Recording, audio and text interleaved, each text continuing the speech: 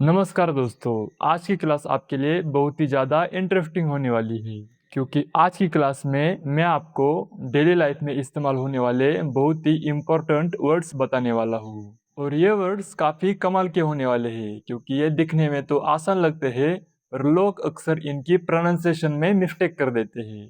तो कभी-कभी ऐसा होता है कि कुछ वर्ड्स में कभी-कभी साइलेंट लेटर्स होते हैं। साइलेंट लेटर्स मतलब वो स्पेलिंग में लिखे तो जाते हैं पर बोलते वक्त हमें उन्हें प्रोनाउंस नहीं करना होता। तो आज की क्लास में हम ऐसे ही कुछ वर्ड सीखने वाले हैं। तो पहला वर्ड है केओस। केओस मतलब अफरा तफरी या फिर अव्यवस्था। तो चलिए इस पर सेंटेंसेस देखते हैं। दुर्घटना के बाद सड़क पर अफरा तफरी मच गई मतलब सड़क पर केओस फैल गया। तो सेंटेंस होगा there was a chaos on the road after the accident. Next sentence है बिना योजना के काम करने से टीम में अव्यवस्था फैल गई मतलब टीम में केओस फैल गया। तो वर्किंग विदाउट अ प्लान बिना योजना के काम करने से created chaos in the whole team. तो केओस मतलब अफरा तफरी या फिर अव्यवस्था। हमारा नेक्स्ट वर्ड है क्यू मतलब लाइन या फिर कतार। बैंक के बाहर लोगों की लंबी लाइन लगी हुई थी मतलब लोगों की लंबी क्यू लगी हुई थी। There was a long queue लंबी लाइन लगी हुई थी आउटसाइड द बैंक बैंक के बाहर। मैं टिकट खरीदने के लिए कतार में खड़ा था मतलब कि मैं लाइन में खड़ा था मतलब कि मैं क्यू में खड़ा था। तो सेंटेंस होगा I was standing in the queue to buy a ticket. तो क्यू का मतलब होता है लाइन या फिर कतार। नेक्स्ट है अटरली मतलब पूरी तरह या बिल्कुल। मैं उसकी बात से पूरी तरह सहमत हूँ। आई अटरली एग्री विथ हिम। वह परीक्षा के परिणाम से पूरी तरह निराश था। He was utterly disappointed. वो पूरी तरह से निराश था विद द एग्जाम रिजल्ट परीक्षा के परिणाम से। तो पूरा सेंटेंस हुआ he was utterly disappointed with the exam result. तो अटरली का मतलब हमने सीखा पूरी तरह या फिर बिल्कुल होता है।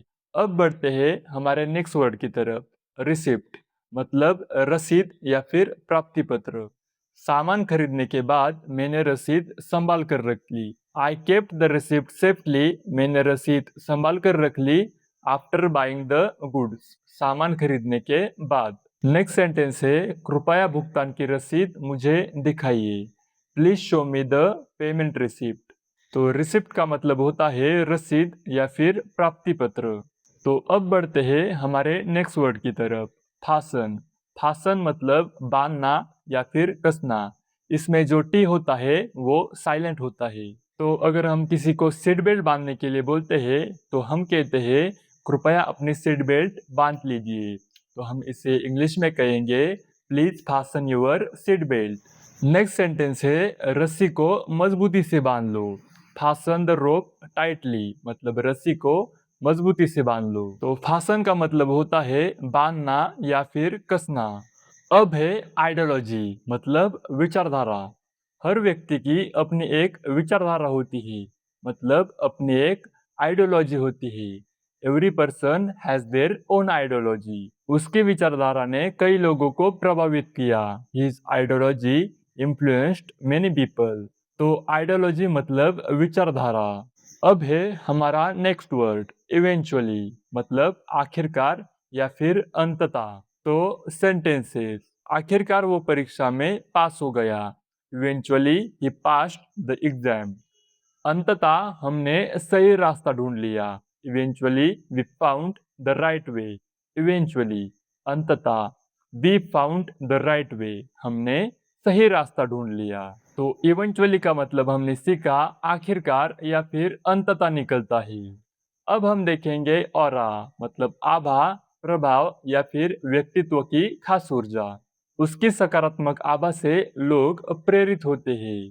तो सेंटेंस होगा पीपल आर इंस्पायर्ड लोग प्रेरित होते हैं बाय हिज पॉजिटिव ऑरा उसकी सकारात्मक आभा से। उसके व्यक्तित्व का प्रभाव सब पर पड़ता है। His aura affect everyone. Next sentence है उसके शांत व्यक्तित्व की खास ऊर्जा लोगों को सुकून देती है। His calm aura gives people a sense of peace. तो ऑरा का मतलब होता है आभा प्रभाव या फिर व्यक्तित्व की खास ऊर्जा। अब है हमारा नेक्स्ट वर्ड रिलायबल, मतलब भरोसेमंद। जैसे वह मेरा सबसे भरोसेमंद दोस्त है, he is my most reliable friend. यह कार लंबी यात्राओं के लिए बहुत भरोसेमंद है। दिस कार, यह कार, इज, है, वेरी रिलायबल, बहुत भरोसेमंद, फॉर लॉन्ग ट्रिप्स, लंबी यात्राओं के लिए। This car is very reliable for long trips. यह कार लंबी यात्राओं के लिए बहुत भरोसेमंद है। तो रिलायबल का मतलब होता है भरोसेमंद। अब है हमारा लास्ट वर्ड ऑब्सेशन। ऑब्सेशन मतलब जुनून या किसी भी चीज की हद से ज्यादा चाह। ऑब्सेशन वर्ड अक्सर हद से ज्यादा लगाव या फिर दीवानगी के लिए इस्तेमाल होता है। इसलिए कभी कभी इसका मतलब नकारात्मक भी होता है। मतलब कभी कभी इसका मीनिंग नेगेटिव निकलता है। तो सेंटेंसेस देखते हैं। उसे पैसे कमाने का जुनून है। He has an obsession with making money. Next sentence है उसे फिट रहने की धुन सवार है। He has obsession with staying fit, मतलब उसे फिट रहने की धुन सवार है। तो ऑब्सेशन का मतलब होता है जुनून या फिर किसी भी चीज की हद से ज्यादा चाह। तो चलिए इस वीडियो को यहीं पर एंड करते हैं। मिलते हैं नेक्स्ट वीडियो में।